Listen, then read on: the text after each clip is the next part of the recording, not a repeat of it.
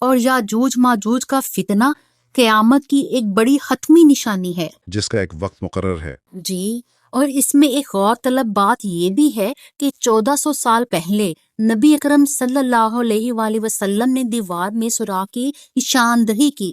السلام علیکم۔ آج ہم قرآن مجید کی ایک بہت ہی دلچسپ اور گہری شخصیت پر بات کر رہے ہیں، ذوالقرنین۔ وعلیکم السلام۔ جی بالکل، ایک عظیم بادشاہ جن کا ذکر سورۃ الکہف میں ملتا ہے۔ ان کی شناخت پر تو خیر بحث ہے، لیکن ان کے سفر اور کارنامے، خاص طور پر ایک دیوار کی تعمیر، یہ بہت اہم ہے۔ صحیح، اور اس قصے کا پس منظر بھی بڑا دلچسپ ہے۔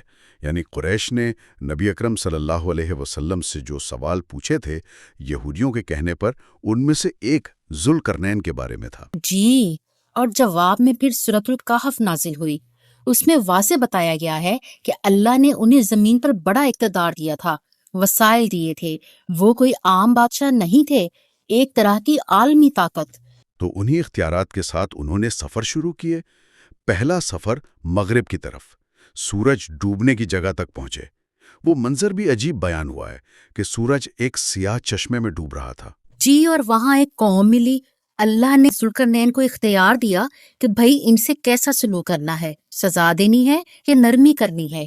اور ان کا جواب وہ ان کے عدل کو ظاہر کرتا ہے۔ بالکل، انہوں نے کہا دیکھیں، جو ظالم ہے اسے تو سزا ملے گی، اور جو ایمان لائے گا، نیک عمل کرے گا، اس کے لیے بہترین بدلہ ہے، اور ہم بھی اس سے نرمی کا معاملہ کریں گے۔ یعنی انصاف اور اصلاح، یہ بنیاد تھی۔ اچھا، پھر دوسرا سفر مشرق کی طرف ہوا، جہاں سے سورج نکلتا ہے۔ جی، اور وہاں جو قوم ملی وہ بالکل ہی الگ تھی۔ ان کے پاس سورج کی تپش سے بچنے کے لیے کوئی خاص انتظام، کوئی لباس یا مکانات نہیں تھے۔ یعنی بہت سادہ طرز زندگی ہوگا ان کا۔ ایسا ہی لگتا ہے۔ قرآن پاک میں تفصیل نہیں ہے اس کی، بس اتنا ہی بتایا گیا ہے کہ ذوالقرنین وہاں تک پہنچے۔ اور پھر تیسرا سفر، یہ شاید سب سے زیادہ مشہور ہے، جو شمال کی طرف تھا، دو پہاڑوں کے درمیان۔ صحیح، وہاں ایک ایسی قوم ملی جن کی زبان سمجھنا بھی مشکل تھا، یعنی تہذیبی طور پر وہ شاید پیچھے تھے۔ اور ان کی ایک بڑی شکایت تھی۔ جی، یاجوج اور ماجوج کے بارے میں انہوں نے کہا کہ یہ گروہ آتے ہیں اور بڑا فساد مچاتے ہیں، فصلیں خراب، جانور لے جانا، قتل و غارت۔ تو انہوں نے ذوالقرنین سے مدد مانگی۔ انہوں نے کہا کہ ہم آپ کو کچھ مال دے دیتے ہیں، آپ ہمارے اور ان کے بیچ ایک دیوار، ایک رکاوٹ بنا دیں۔ لیکن ذوالقرنین نے وہ مالی پیشکش قبول نہیں کی۔ انہوں نے کہا جو میرے رب نے مجھے دیا ہے وہ بہتر ہے، تم لوگ بس اپنی طاقت سے یعنی محنت سے میری مدد کرو۔ واہ، تو پھر تعمیر شروع ہوئی۔ جی، انہوں نے لوہے کی چادریں منگوائیں، پہاڑوں کے بیچ کا جو خلا تھا اسے ان چادروں سے پاٹ دیا، یہاں تک کہ وہ پہاڑوں کے برابر ہو گیا۔ پھر حکم دیا کہ آگ دہکاؤ۔ آگ لوہے پر؟ جی، جب لوہا بالکل آگ کی طرح سرخ ہو گیا تو پھر انہوں نے پگھلا ہوا تانبا اس پر ڈلوا دیا، تو لوہے اور تانبے سے مل کر وہ ایک ایسی مضبوط ہموار دیوار بن گئی کہ جسے پار کرنا ناممکن ہو گیا۔ بالکل، نہ وہ اس پر چڑھ سکتے تھے، نہ اس میں کوئی سوراخ کر سکتے تھے۔ کمال کی انجینئرنگ تھی۔ یقیناً، لیکن دیوار مکمل ہونے پر بھی ذوالقرنین نے تکبر نہیں کیا۔ انہوں نے کہا یہ میری رب کی رحمت ہے، جب میرا رب کا وعدہ آئے گا تو وہ اس دیوار کو زمین کے برابر کر دے گا، اور میرے رب کا وعدہ سچا ہے۔ یعنی یہ دیوار ہمیشہ نہیں رہے گی؟ جی، اس کی ایک مدت مقرر ہے۔ اور یہ سوال آج بھی لوگ پوچھتے ہیں کہ بھائی یہ دیوار ہے کہاں، اور یہ یاجوج ماجوج کیا یہ آج بھی ہیں؟ دیکھیں، احادیث کی روشنی میں یاجوج اور ماجوج انسان ہی ہیں، حضرت آدم علیہ السلام کی اولاد سے، اور بہت بڑی تعداد میں ہیں۔ وہ اسی دیوار کے پیچھے ہیں۔